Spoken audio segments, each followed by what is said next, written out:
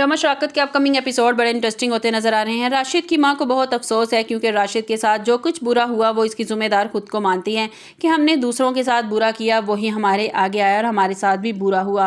Video बहुत interesting होने वाली है, लास्ट तक ज़रूर देखिएगा। राशिद शफक को कॉल करता है और माफ़ी मांगता है कि शफक मुझे माफ़ कर दो, मैंने जो कुछ तुम्हारे साथ किया मैं इसकी माफ़ी मांगता हूँ, मैं बहुत शर्मिंदा हूँ। लेकिन इसके साथ साथ मैं तुम्हें एक और बात बताना चाहता हूँ, माहम तुम्हारी बहुत बड़ी दुश्मन है, इसके कहने पर ही मैंने सब कुछ किया। तुम लोगों ने घर में आस्तीन का सांप पाल रखा है, वो तुम्हारी बहुत बड़ी दुश्मन है, तुम्हारे बच्चे को मारना चाहती थी और फिर तुम्हारे दूसरे बच्चे को किडनैप करवाना चाहती थी। मेरी मानो तो इसको घर से निकाल दो। शफक कहती है कि क्या ऊट पटांग बोल रहे हो, मैं तुम्हारी बात पे कैसे यकीन कर लूँ। तो राशिद कहता है कि मेरे पास सारे प्रूफ हैं, अगर तुम कहती हो तो सारे मैसेजेस और कॉल तुम्हें सेंड कर सकता हूँ। तो शफक कहती है कि नहीं, इसकी कोई ज़रूरत नहीं है। दूसरी तरफ माहम इस बात से गाफिल है कि राशिद ने इसका भांडा फोड़ दिया, इसकी सारी हकीकत शफक को बता दी है। ज़रून अपने कमरे में मौजूद होता है तो इसके मोबाइल की बेल की आवाज़ आती है। वो इधर उधर देखता है कि माहम का मोबाइल तो वो रखा है, तो मोबाइल की आवाज़ कहाँ से बेल की आवाज़ आ रही है। वो इधर उधर तलाश करना शुरू कर देता है तो इसे वही मोबाइल मिल जाता है जिससे माहम शफक को कॉल किया करती थी।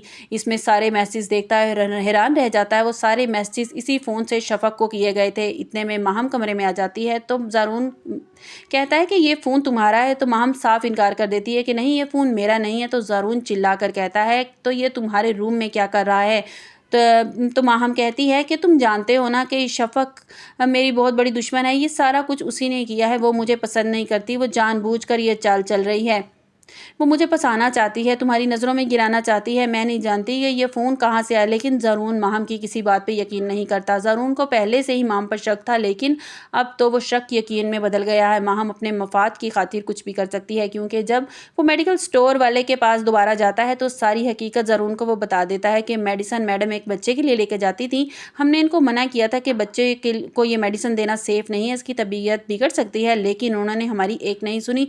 ज़रून माहम से कहता है कि तुम कितने झूठ और बोलोगी और ख़ुद को हमारी नज़रों में और कितना गिराओगी, मैं सारी हकीकत जान चुका हूँ। मेडिकल स्टोर वाले ने भी मुझे सारी हकीकत बता दी है, तुम अपनी गुनाहों पर पर्दा नहीं डाल सकती।